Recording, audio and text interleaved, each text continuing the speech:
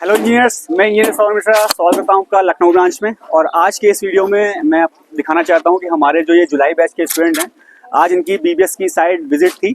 तो प्रॉपर यह site visit पे आए हैं जहाँ पे उन्होंने स्लैब को देखा हुआ है, स्लैब बंदी आप देख रहे हो यहाँ पे।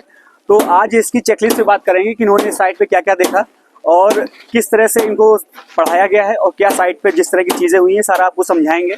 और मैं अपने ट्रेनिंग से ही बात करूंगा कि इन्होंने जो जुलाई से और अगस्त में जो ट्रेनिंग कंप्लीट हुई है, आज का ये सेकंड मंथ है, अभी कुछ दिन बाद इनकी ट्रेनिंग कंप्लीट हो जाएगी। तो इनकी जो साइट विजिट है इसकी क्या इंपॉर्टेंस है और ये 2 महीने इनके लिए कैसे रहे हैं और किस तरह से इन्होंने नॉलेज को इन्हेंस किया है, सारा सब कुछ आपको ये डिटेल में बताएंगे। और आपको अगर इसी तरह की ट्रेनिंग ज्वाइन करनी है तो 7985211035 पे कॉल करके रजिस्ट्रेशन की रिगार्डिंग सारी इन्फॉर्मेशन ले सकते हैं, क्योंकि 1 सितंबर से हमारा नया बैच आने वाला है। उसके रिगार्डिंग जो भी रजिस्ट्रेशन की को आप कॉल करना है 9110012344 पे कॉल करके रजिस्ट्रेशन की रिगार्डिंग सारी इन्फॉर्मेशन ले सकते हैं। तो चलते हैं ट्रेनिंग्स की ओर। ये आपको आज सारा सब कुछ डिटेल में बताएंगे कि इनका 2 महीने की जर्नी कैसी रही है और आज की साइट विजिट में इन्होंने क्या क्या देखा है और क्या क्या आपको ये समझाना चाहेंगे कि ट्रेनिंग क्यों इतनी इंपॉर्टेंट है। तो और बताएगा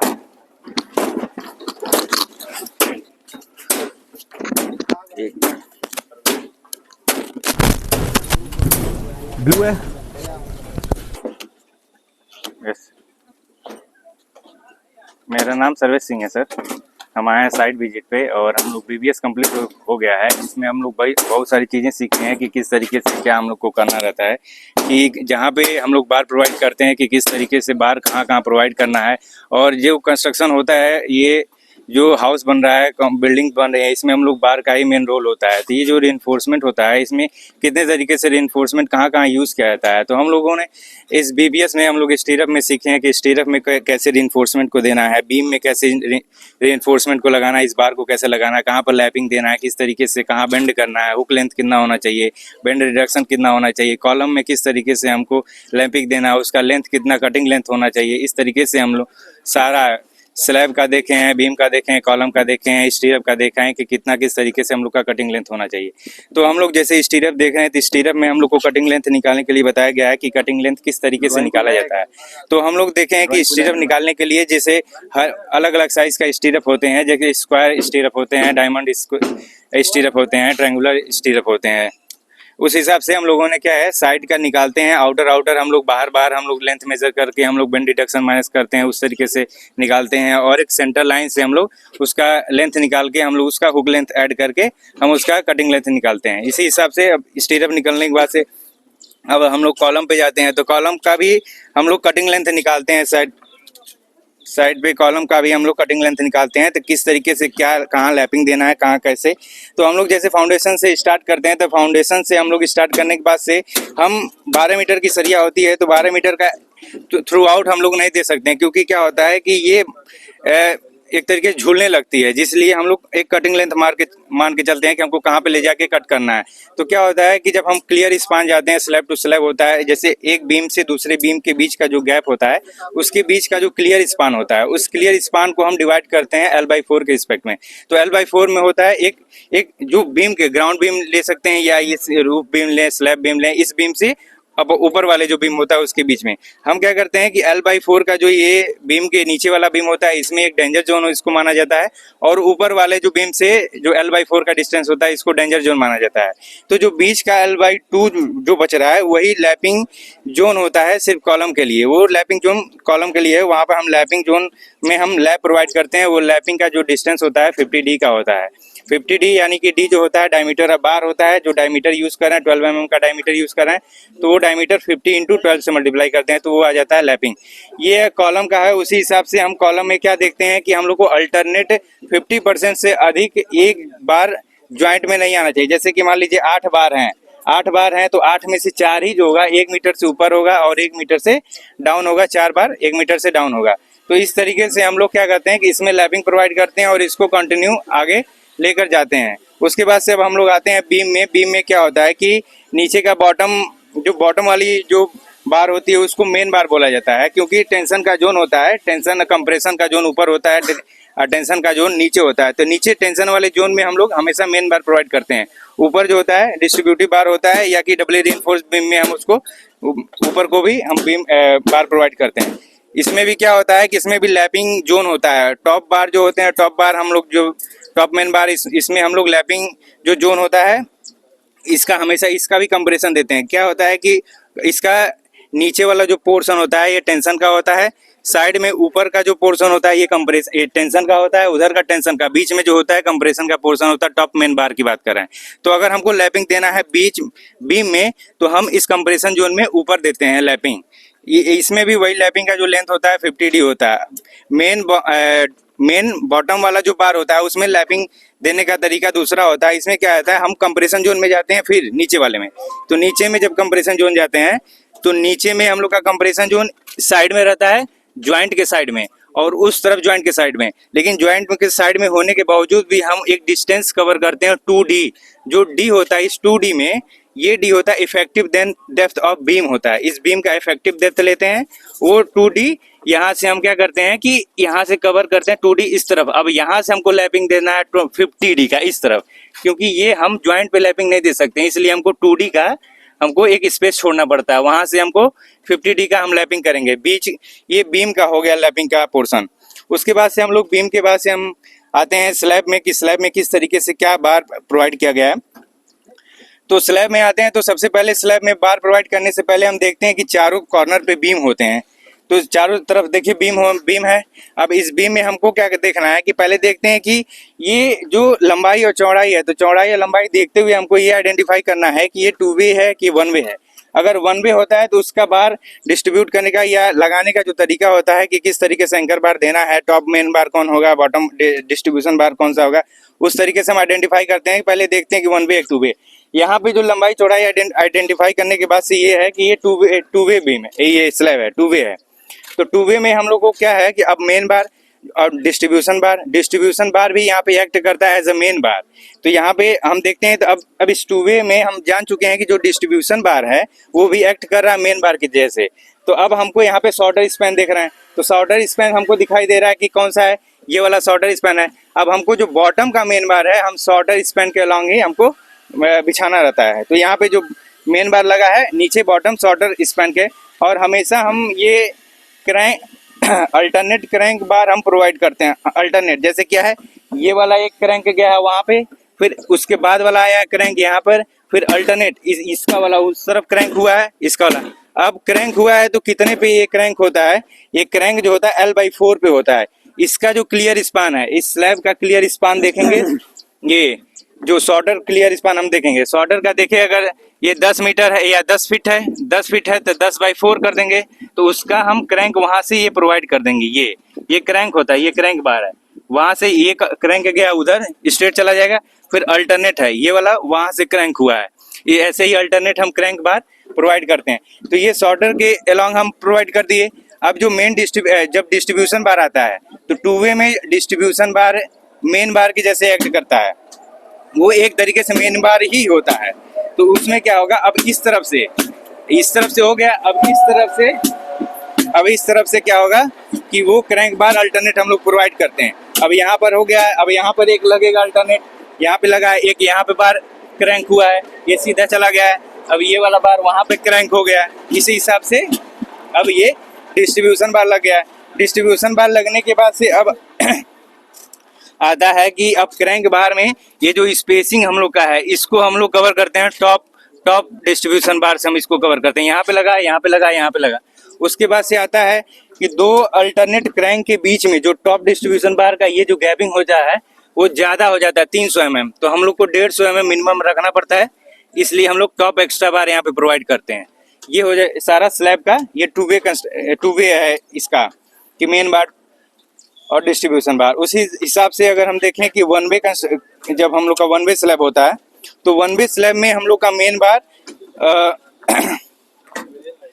कहाँ पर, ये पर। अब जैसे ये 1 वे स्लैब है, अब ये 1 वे स्लैब एक्ट कर रहा है, हम कैसे आइडेंटिफाई करेंगे कि 1 वे है। यहाँ पे देखिए जो ये चौड़ाई है, ये लंबाई इसका दुगना है इसके चौड़ाई से। हम जानते हैं कि 1 वे आइडेंटिफाई करने के लिए क्या होता है कि जो लंबाई होती है, अगर उसके चौड़ाई से अगर भाग देने से 2 या 2 से अधिक आता है तो 1 वे हो जाता है। उसके बाद से यहाँ 1 वे देखते हैं, तो 1 वे में क्या होता है कि शॉर्टर स्पैन जो है ये वाला, इस पे हम मेन बार डिस्ट्रीब्यूट करते हैं नीचे, मेन बार इस पे लगाएंगे, नीचे शॉर्टर के अलॉन्ग लगाएंगे, और सिर्फ इस पे हम अल्टरनेट क्रैंक प्रोवाइड करेंगे। तो सिर्फ यहाँ पे जो मेन बार होगा मेरा नीचे बॉटम अभी में। क्या है इसमें, क्या चीज? अभी मेन बार कैसा है? बार जो है इस तरह लॉन्गर के लॉन्ग लगाया गया है। अभी मेन बार नीचे की तरफ लग गया है, जबकि लगना चाहिए इसको शॉर्टर के लॉन्ग तरफ। शॉर्टर में अल्टरनेट क्रैंक होता है।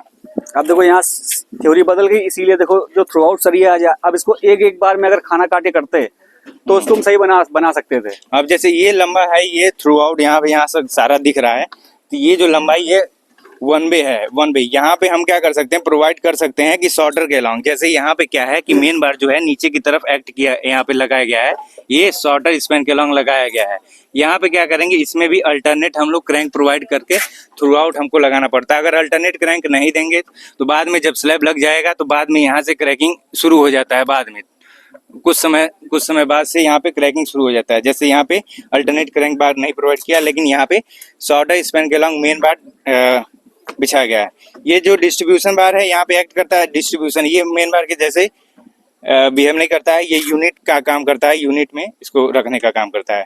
तो ये है सारा स्लैब का। उसके बाद से हम लोग क्लियर कवर प्रोवाइड करते हैं कास्टिंग के समय। कास्टिंग के समय क्लियर कवर इसलिए प्रोवाइड करते हैं क्योंकि जैसे अभी हम लोग चल रहे हैं तो लोड लगेगा, और वो एक क्लियर ब्लॉक जो होता है, क्लियर कवर का ब्लॉक जो होता है, लोड पड़ने पे ब्रेक हो जाएगा। इसलिए हम लोग कास्टिंग के समय क्या होता है कि क्लियर ब्लॉक लगाते हैं। और आते हैं उस पर देखते हैं कि स्पेसिंग जो होता है, इसका स्पेसिंग भी देखना होता है कि क्या जो स्टील लगा है इसका स्पेसिंग देखते हैं कि उस हिसाब से स्पेसिंग प्रोवाइड किया गया है कि नहीं। यहाँ पे जैसे स्पेसिंग यहाँ पे देखना पड़ता है कि ज़्यादा इस तरफ तो नहीं चला आया, उस तरफ तो नहीं चला गया है। और जैसे स्लैब लगी है उसमें क्या क्या चेकलिस्ट क्या होगी, एक बार हम मान लो छत पे आए तो उसमें क्या क्या देखेंगे कि जिससे हमारी चेकलिस्ट कंप्लीट होगी स्लैब की और कास्टिंग हम करवा सकते हैं। सबसे पहले तो हम आएंगे तो सबसे पहले यही देखना होता है कि जैसे सबसे ज्यादा डिस्ट्रीब्यूशन किस तरीके से लगा गया है, कौन सा बार कहाँ लगा गया है, कहाँ नहीं। सबसे पहले आइडेंटिफाई तो यही करेंगे कि पहले ये आइडेंटिफाई कर लिए कि वन वे टू वे, उसके हिसाब से हमको ये देखना है कि मेन बार जो है बॉटम में है कि नहीं। सबसे पहले ये देखेंगे।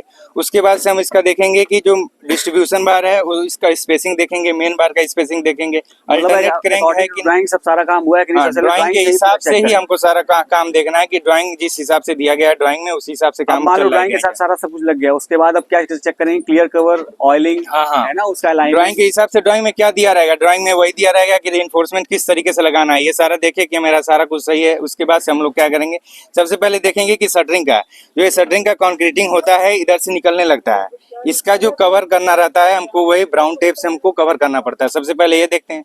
उसके बाद से कंक्रीटिंग करने से पहले हम लोग को ऑयलिंग करना पड़ता है कि ये बाद में हमको आसानी से ये निकल जाए।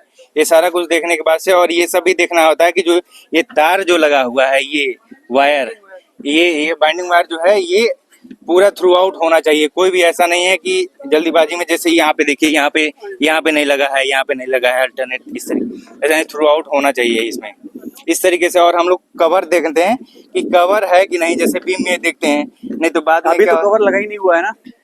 वो जो क्लियर कवर ब्लॉक जो होता है, कवर ब्लॉक है वो बाद में लगे, कंस्ट्रक्शन के समय लगेगा। जैसे कवर का मतलब है जैसे यहाँ पे जो ये कवर दिया जा रहा है यहाँ पे इस तरीके से, यहाँ पे कवर थ्रू आउट होना चाहिए, यहाँ पे स्पेसिंग होना है, तो बाद में क्या होगा, जब कवर ब्लॉक लग जाएगा तो अपने आप कवर मेंटेन हो जाएगा, पूरा मेंटेन हो अलाइनमेंट में आ जाएगा पूरा ये। उसके बाद से फिर यही सारा कुछ है स्लैब का।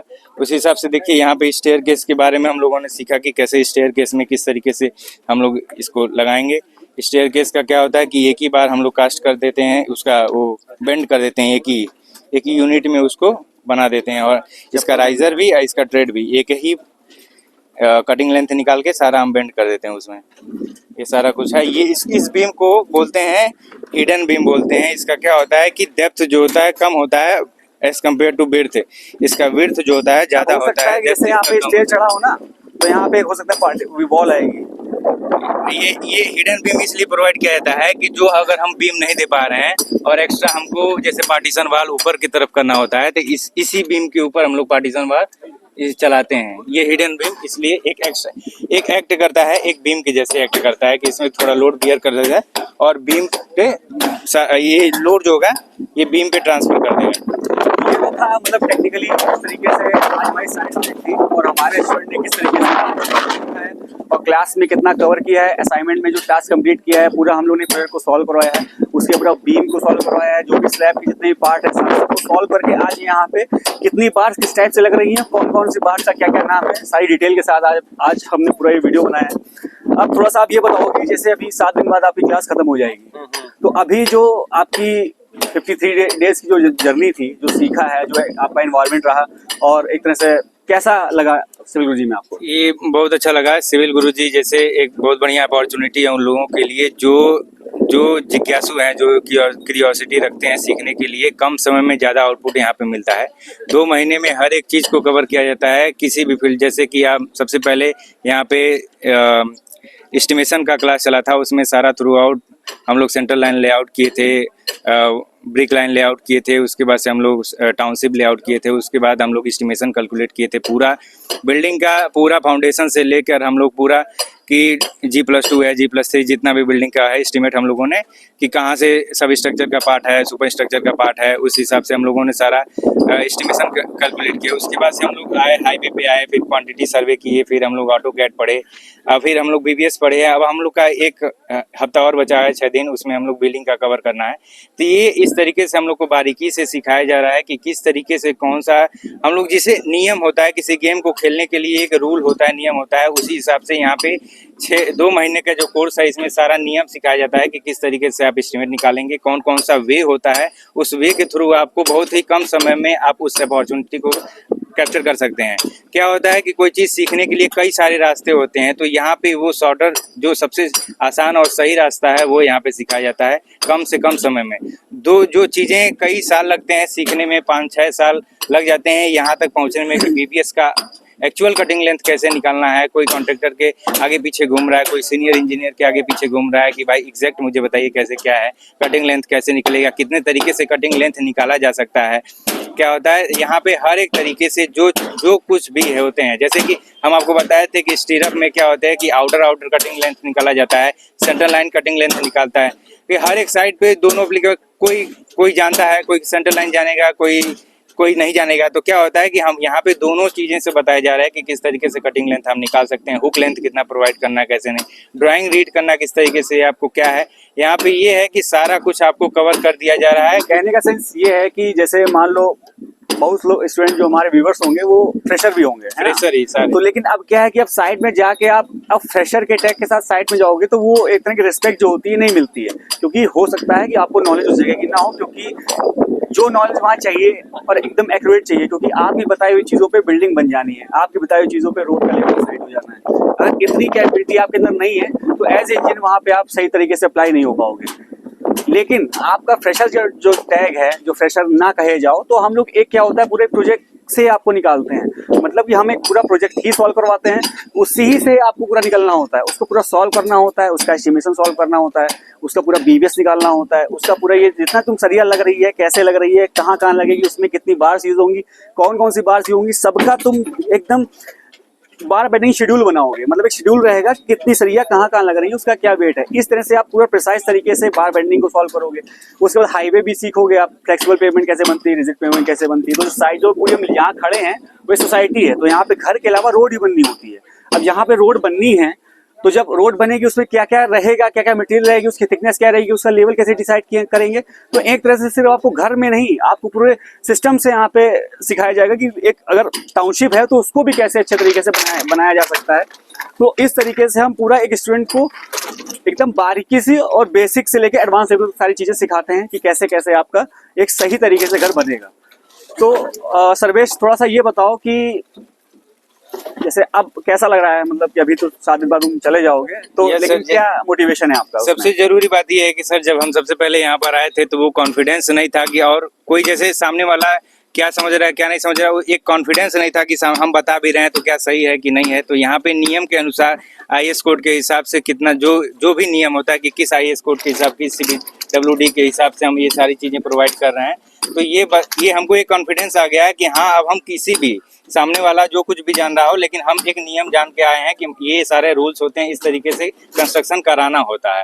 तो ये सारा चीजें सीखने के बाद से एक अलग कॉन्फिडेंस है कि हाँ सर ये हम करा सकते हैं, ये इसका नियम मालूम है मुझे, ये रूल मालूम है कि हाँ इस तरीके से बेंड देना है, यहाँ पे ये कंस्ट्रक्शन चल रहा है। तो वही है कि हम अपने फ्रेशर्स से यही कहना चाहेंगे कि जितनी जल्दी हो सके आप अपना 1 सितंबर का जो बैच आ रहा है उसको ज्वाइन करें, जिससे आपका जो हेजिटेशन है, जो माइंडसेट है कि आप भी 2024 के पास आउट है, 2023 के पास आउट हैं, या हमने जॉब ही नहीं की है, 2018 के बाद हमने कुछ किया ही नहीं, तो इस तरह की चीजें नहीं है। आप एक बार आइए, सीखिए, और आपने अगर इंजीनियरिंग की है तो आपके अंदर वो एटीट्यूड होगा कि आप हमारी बताई हुई चीज़ों को समझ पाओगे कि क्या क्या हम सिखाना चाह रहे हैं। ठीक है, इस एटीट्यूड के साथ आएंगे तो आप बिल्कुल सीख पाएंगे। हम चलेंगे अपने अदर ट्रेनिंग्स के पास, क्योंकि सर्वेश ने जितना सब कुछ बताया है बहुत ज़्यादा टाइम लिया, लेकिन बहुत अच्छे तरीके से उसने एक्सप्लेन किया कि एक्चुअल में उसने क्या फील किया है और कैसे कैसे उसने चीज़ों को सीखा है और उसने कैसे अपने नॉलेज को इन्हेंस किया है। तो हम चलेंगे अपने दूसरे स्टूडेंट के पास। कौन बोलना चाहेगा? शैलेन, तुम अपना एक्सपीरियंस बताओगे, है ना? टेक्निकल तो बहुत सारा सब कुछ हो गया, हमने सब कुछ देख लिया और जितना हम लोगों ने देखा है उतना हम लोग सब कुछ बता भी दिया। अब लेकिन थोड़ा अपने व्यूअर्स को उनके कॉन्फिडेंस के लिए हम लोग थोड़ा सा एक ये बात करेंगे कि कैसा लगा तुम्हें 2 महीने में, और अभी तुम्हारी 7 दिन के बाद क्लास कंप्लीट हो जाएगी। तो नॉलेज के अकॉर्डिंग अगर हम बात करें तो किस तरह से तुम्हारा नॉलेज इनहेंस हुआ है, जो पहले एक तरह से जब तुम आए थे, तो आज से जब भी जुलाई बैच है ना तुम्हारा जी, तो जुलाई में जब आए थे तो अभी अगस्त कंप्लीट हो जाएगा, यहाँ से आप निकलने वाले हो, तो अपना थोड़ा एक्सपीरियंस हमारे व्यूअर्स को बताओगे जिससे उनको लगेगा कि हाँ आपने क्या क्या सीखा और आपके अंदर क्या मोटिवेशन है इस चीज के लिए।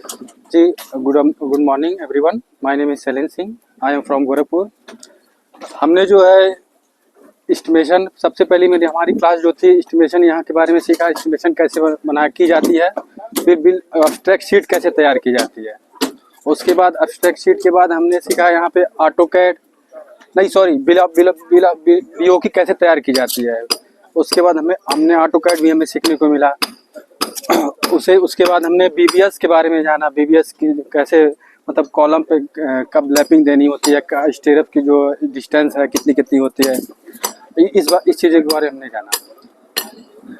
तो जैसे तो अभी तो ये बीबीएस आपने सीखा, और जैसे हमने पिछले भी क्लासें की हैं, जैसे बीओक्यू की क्या इंपॉर्टेंस रखती है? मान लो तुमने बीओक्यू सीखा तो उसकी इंपॉर्टेंस क्या है तुम्हारे आगे आने वाले करियर में?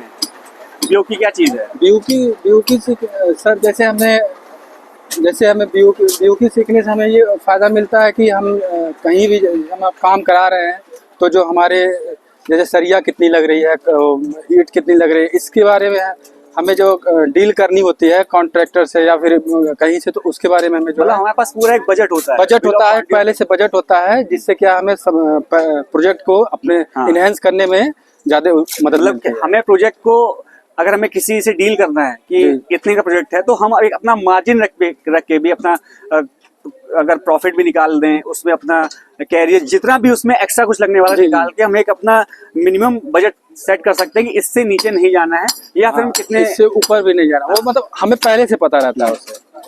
ठीक है, और कुछ भी आप बता सकते हो अपने थॉट्स क्या हैं? जैसे हमने बीबीएस के बारे में पढ़ा था, तो बीबीएस जैसे हमने पढ़ा था, ये कॉलम जो मेन बार हमारी आती है, इसका जो हम लैप कहाँ दे सकते हैं। अभी ये सही है? अभी ये सर ये नहीं सही है, क्योंकि जो है ये जो हमारी लैपिंग जो होती है सर, ये अल्टरनेट करके देनी होती है, लेकिन यहाँ पे अल्टरनेट नहीं है।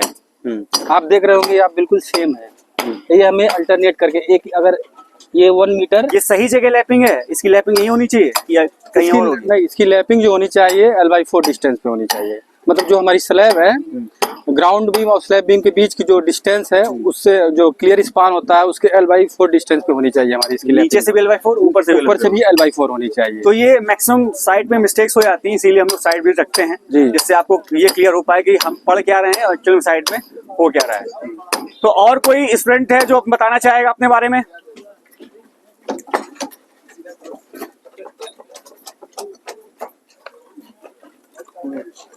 ये तो सबसे पहले तो अपना नाम बताओगे, है ना? जी सर, मेरा नाम मोहम्मद इजाद है। आई एम फ्रॉम उत्तर प्रदेश आपका, और मैं उन्नाव डिस्ट्रिक्ट का रहने वाला हूँ। जैसा कि हमारे ये सिविल गुरुजी में ट्रेनिंग के दूसरे महीने पूरे कंप्लीट होने वाले हैं, और जब यहाँ पे हम स्टार्टिंग पे आए थे तो हमें बहुत कम ही बेसिक चीज़ें मालूम थी। बाकी ये अंदर की चीज़ें जो इंडियन स्टैंडर्ड कोड या CPWD के अकॉर्डिंग जो हमें वर्क करवाना होता है, उसके हिसाब से हमें कुछ नहीं मालूम होता था। तो जैसे हम आए थे, पहले यूनिट कन्वर्जन सीखे थे। फिर उसके बाद हमारे सेंटर लाइन लेआउट, फिर उसके बाद टाउनशिप लेआउट का फुटिंग लेआउट, इसकी इसी तरह से बिल्डिंग का एस्टिमेशन निकालना। फिर सर्वे किया हमने with the help of auto level. उसके बाद हम साइट विजिट में गए। साइट विजिट में हम with the help of pipe, water level pipe की हेल्प से हम लेवल को ट्रांसफ़र करना सीखे। इसी तरीके से हमारे 2 महीने कंप्लीट हो गए हैं और उसमें हम काफ़ी चीज़ें सीख चुके हैं। और उसके बाद हमारी ये लास्ट साइट विजिट है और यहाँ बार बेंडिंग शेड्यूल की क्लास कंप्लीट होने के बाद ये स्टील की जो साइड है उस पर हम आ जाए हैं। और यहाँ पे साइड चेक लिस्ट के लिए हम आए हैं। काफ़ी चीज़ें हैं, बाकी हम थोड़ी चीज़ें बताना चाहते हैं। जैसे हमारा बीम है, इसके जो स्टीरअप्स हैं, स्टीरअप के जो ये लेग है ये टॉप में ही होने चाहिए और ये अल्टरनेट होने चाहिए, इनके कभी नीचे नहीं होना चाहिए। ये स्टीरअप के जो ये बैंड है इनको बॉटम में नहीं होना चाहिए, टॉप पे होने चाहिए। और जैसे कि ये हमारा क्रैंक बार है, ये हमें जो हमारा स्पान है L/4 उसकी लेंथ प्लस बीम की जो विड्थ है और उसके बाद उसका कवर माइनस कर देते हैं। और उसके बाद जब हम इसको, ये जो क्रैंक बार है इसको हम 0.42H कंसीडर करते हैं।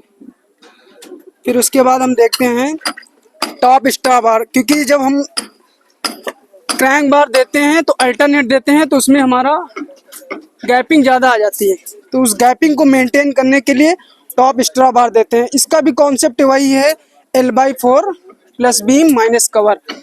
और इसके नंबर निकालने के लिए जैसे एक्स डायरेक्शन का हमें नंबर, एक्स डायरेक्शन में बार बिछानी है तो हम वाई डायरेक्शन की